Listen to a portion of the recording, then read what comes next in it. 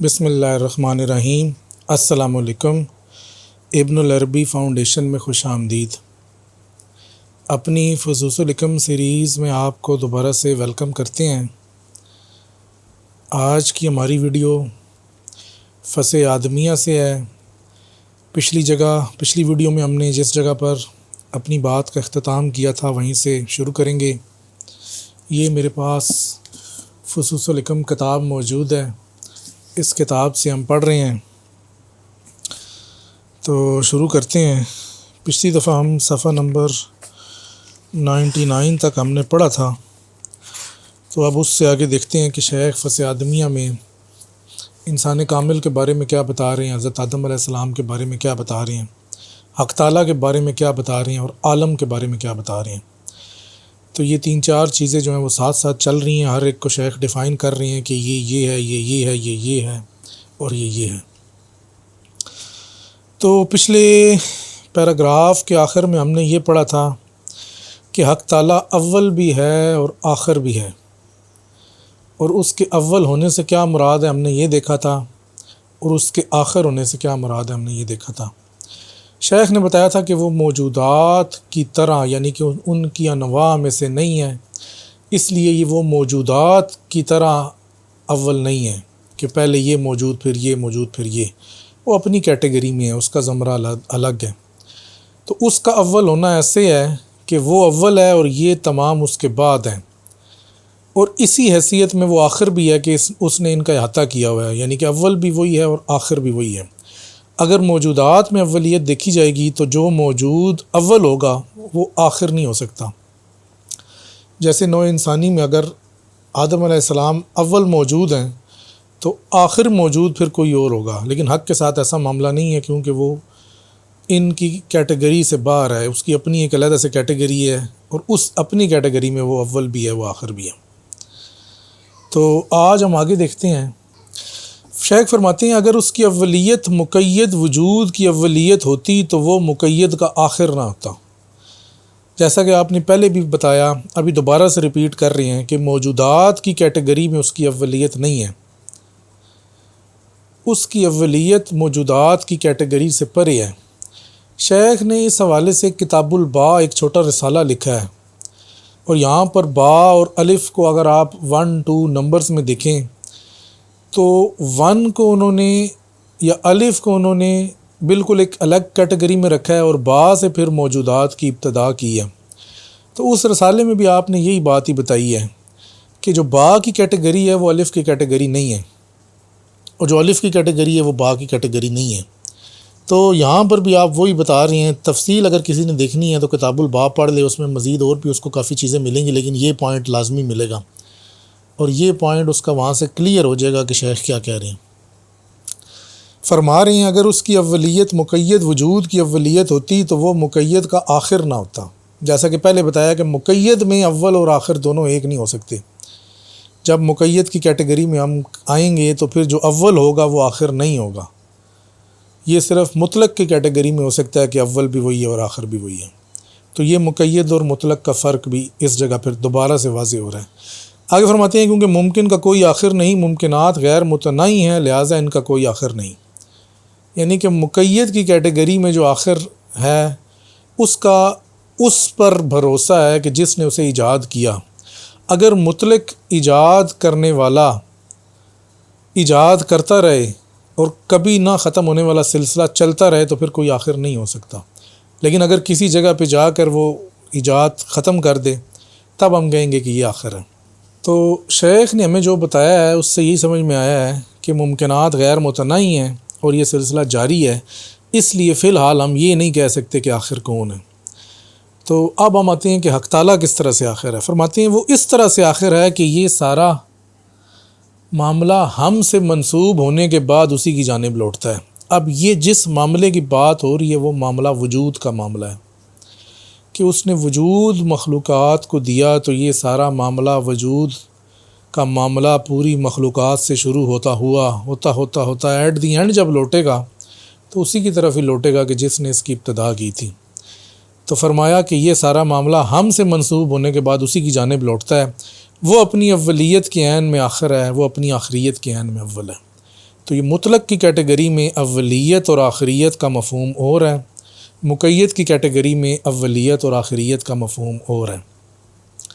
ہم جس طرح سے چیزوں کو دیکھتے ہیں وہ ہم مقید کی نظر سے دیکھتے ہیں۔ ہم چونکہ خود مقید ہیں، ہمارا ادراک بھی قید میں ہے، ہماری حواس بھی، ہماری عقل بھی، تو ہم سوچ ہی اسی طرح سکتے ہیں کہ جس طرح سے کوئی مقید سوچیں۔ تو اس وجہ سے ہمارا جو یہ سارا سوچنے کا اور سمجھنے کا یہ ٹوٹل جو نظریہ ہے یہ قید میں ہی رہتا ہے۔ اسی وجہ سے ہم کہتے ہیں کہ اگر کوئی اول ہوگا تو آخر نہیں ہو سکتا، لیکن حق تعالیٰ نے کہا ہے کہ وہ اول بھی ہے، وہ آخر بھی ہے، وہ ظاہر بھی ہے، وہ باطن بھی ہے۔ تو یہ اس کی کیٹیگری کے حساب سے ہے اور اس کو وہی سمجھ سکتا ہے۔ شیخ نے اس کی ایک چھوٹی سی توجیہ کی، اگر کوئی سمجھنا چاہے تو یہ بھی ہو سکتی ہے۔ اب ہم آگے چلتے ہیں، آگے شیخ اسی طرح سے اب مزید اور صفات کو لے کے آئیں گے، اول اور آخر کو لے کے آئیں گے، پھر ظاہر اور باطن کو لے کے آئیں گے، پھر خوف اور رضا کو لے کے آئیں گے، سلسلہ جاری رہے گا۔ فرماتے ہیں پھر یہ بھی جان کہ حق نے خود کو ظاہر اور باطن دو صفات سے موصوف کیا۔ اس نے یہ غیبی اور شہودی عالم ایجاد کیا تاکہ ہم اپنے غیب سے باطن، اپنے ظاہر سے شہادت کا ادراک کریں۔ اب یہ ذہن میں رہے کہ اس مقام پہ شیخ جو پیچھے سے ایک استدلال لے کے چل رہے تھے، وہ استدلال یہ تھا کہ ہم حق میں سے وہی چیز سمجھ سکتے ہیں، اور حق نے بھی ہمیں وہی چیز اپنے بارے میں بتائی ہے کہ جس کی کوئی نہ کوئی مثل ہم مخلوقات میں موجود ہے، اور ہم سمجھ ہی وہ سکتے ہیں۔ اگر ہمیں وہ بتائے کہ جس کی نہ ہمارے پاس کوئی نظیر ہے، نہ کوئی مثال ہے، تو ہم ہمارے ادراک میں وہ آ نہیں سکتی۔ تو اول اور آخر چونکہ ہم مقید ہونے کی حیثیت میں سمجھ سکتے ہیں، تو حق تعالیٰ نے بھی اپنی صفات اول اور آخر بتائی۔ اب ظاہر اور باطن اس نے جب بتایا تو ہمارے اندر بھی کوئی ظاہر اور باطن ہے، تبھی ہم یہ سمجھ سکتے ہیں کہ ظاہر کسے کہتے ہیں اور باطن کسے کہتے ہیں۔ فرماتے ہیں کہ اس نے اپنی دو صفات جو ہمیں بتائی، ایک ظاہر اور ایک باطن۔ اب اگر ہم دیکھیں کہ ہمارے اندر یہ کس طرح ہے، تو فرمایا اس نے یہ غیبی اور شہودی عالم ایجاد کیا تاکہ ہم اپنے غیب سے باطن، اپنے ظاہر سے شہادت کا ادراک کریں۔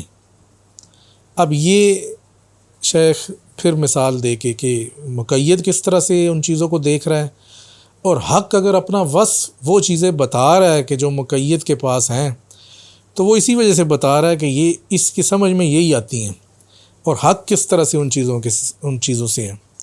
آگے فرمایا وہ اس نے خود کو رضا اور غضب سے موصوف کیا۔ اب یہ پھر دو صفات آ گئی۔ اب رضا اور غضب یہ دو صفات اس کی ہیں، یہ دو صفات مخلوقات کی بھی ہیں۔ فرماتے ہیں تو اس نے خوف اور امید والا جہان بھی بنایا، یعنی کہ جب موصوف کیا تو وہ جہان بنایا، اور اس جہان میں ممکنات کو ایجاد بھی کیا، اور ممکنات کو جب خوف ہوا یا انہوں نے امید رکھی تو انہوں نے حق کی رضا اور حق کا غضب بھی پہچان لیا۔ اسی طرح سے فرمایا تھا کہ ہم اس کے غضب سے ڈریں، اس کی رضا کی امید رکھیں۔ آگے اس نے بتایا کہ وہ جمیل بھی ہے، ذوالجلال بھی ہے۔ اب ہم کس طرح سے سمجھیں کہ جمیل کیا ہوگا، ذوالجلال کیا ہوگا؟ شیخ فرماتے ہیں پھر ہمیں ہیبت اور انس پر تخلیق کیا، یعنی کہ ہمارے اندر اس نے وہ چیز تخلیق کی جو اس کی صفات تھیں، تاکہ ہم سمجھیں کہ وہ کس طرح سے ہے۔ وہ تمام صفات جو اس متعال سے منسوب کی جاتی ہیں یا وہ ان سے موسوم کیا جاتا ہے، وہ اسی طرح سے ہیں۔ تو یہ اب شیخ نے اس جگہ پہ اپنے اس پوائنٹ کو کنکلوڈ کر دیا ہے کہ حق کی وہ صفات جو اس نے مخلوقات میں رکھی یا جو اس نے مخلوقات کو بتائیں کہ وہ اسے سمجھیں، تو وہ ساری کی ساری صفات اسی طرح سے ہیں کہ مخلوقات کے اندر بھی ہیں۔ اگر مخلوقات ان صفات کا ایکسپیرینس نہ کرتی، ان اسماء کا ایکسپیرینس نہ کرتی، تو وہ کبھی بھی نہیں جان سکتی تھی کہ حق کس طرح سے ہے۔ اب شیخ نے تو چند مثالیں دی ہیں، لیکن ایٹ دی اینڈ کنکلوڈ یہ کیا ہے کہ تمام صفات اس میں آ گئی ہیں۔ حق کی کوئی بھی صفت ایسی نہیں ہے کہ جو اس نے ہمیں بتائی ہے اور ہمارے اندر وہ چیز نہ ہو۔ اگر ہمارے اندر وہ چیز نہیں ہوگی تو ہم اس چیز کو سمجھ ہی نہیں سکتے۔ تو یہاں پر شیخ نے یہ صفات کے والے سے جو بات ہے اس کو کنکلوڈ کیا ہے۔ آپ دوبارہ سے پھر آدم علیہ السلام کی طرف چلیں گے اور دیکھیں گے کہ مزید شیخ حضرت آدم فصح آدمیہ میں آدم علیہ السلام یا انسان کامل، بیسیکلی تو انسان کامل کی بات ہو رہی ہے، لیکن آدم چونکہ انسانیت کا ایک استعارہ ہے تو پھر آدم کا نام لے کر انسان کامل کی بات ہو رہی ہے۔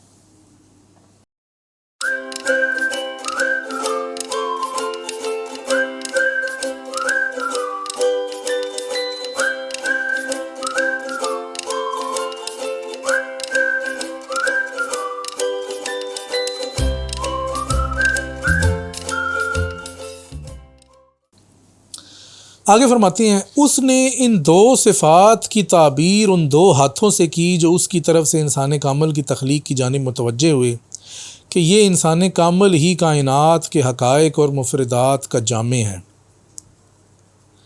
اب اس دو صفات جو پہلے آئی تھی، اول بھی ہے، آخر بھی ہے، ظاہر بھی ہے، باطن بھی ہے، جمیل بھی ہے، جلال بھی ہے، اس کے اندر جمال بھی ہے، جلال بھی ہے۔ اب یہ دونوں کچھ آپس میں متضاد ہیں کہ جو اول ہو سکتا ہے وہ آخر نہیں ہو سکتا، جو ظاہر ہو سکتا ہے وہ باطن نہیں ہو سکتا، جو جمال والا جمیل ہو سکتا ہے یا جمال والا ہو سکتا ہے وہ جلال والا نہیں ہو سکتا، اور جو غضب والا ہو سکتا ہے وہ لطف والا نہیں ہو سکتا ایک وقت میں۔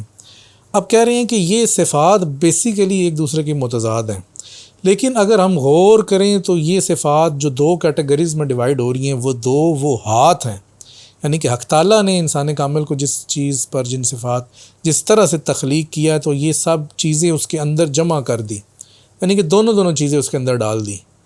اب اس کے اندر یہ دونوں چیزیں ہیں، یہ بھی ہے اور وہ بھی ہے، لیکن اس طرح سے نہیں ہے جس طرح سے حق کے پاس ہیں۔ یہ ذہن میں رہنا چاہیے، ہم بار بار اس کی وضاحت کرتے ہیں تاکہ آپ کے ذہن سے یہ چیز نکلے نہ۔ اس کے اندر بھی دونوں چیزیں ہیں، جلال بھی، جمال بھی، غضب بھی، امید بھی، ہیبت بھی، انس بھی، اور بھی جو شیخ نے بتایا وہ سب کچھ۔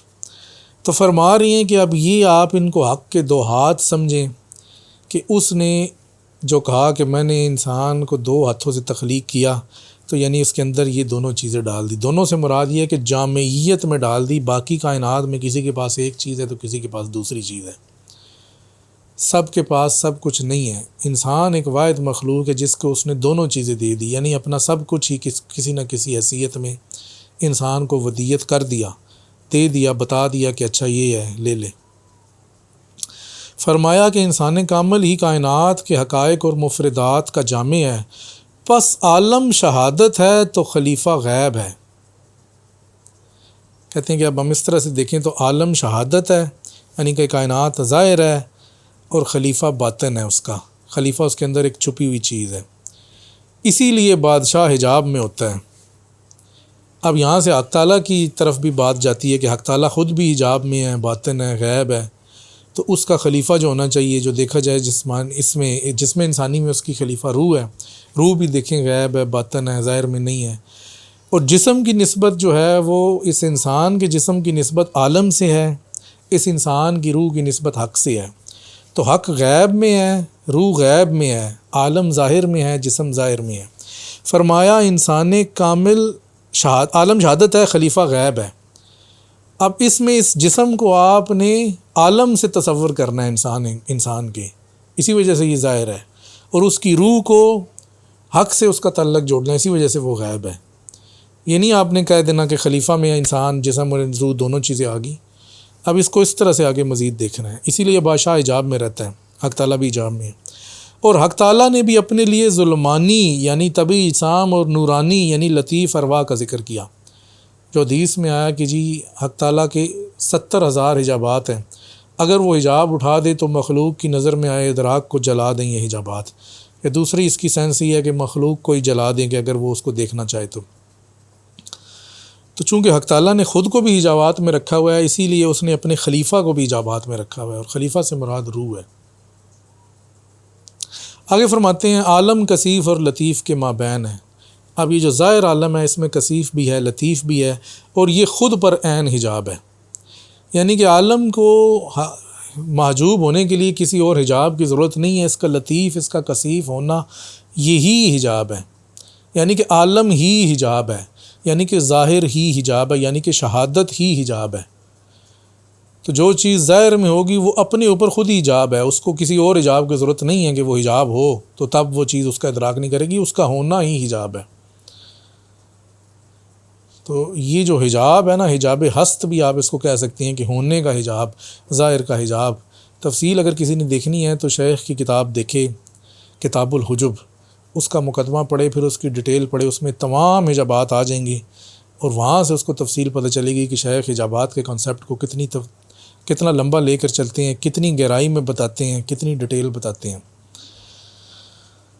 تو ویڈیو کا ٹائم چونکہ ابھی ختم ہو رہا ہے، تو اس مقام پر حجاب پر یہاں پر اس کی شرح کو ابھی روکتے ہیں۔ اپنی نیکسٹ ویڈیو میں دوبارہ سے یہیں سے آگے کنٹینیو کرتے ہیں اور بتاتے ہیں کہ مزید فضل آدمیہ میں شیخ کیا بتا رہے ہیں۔ اس وقت تک کے لیے آپ سے اجازت چاہتے ہیں۔ السلام علیکم ورحمۃ اللہ وبرکاتہ۔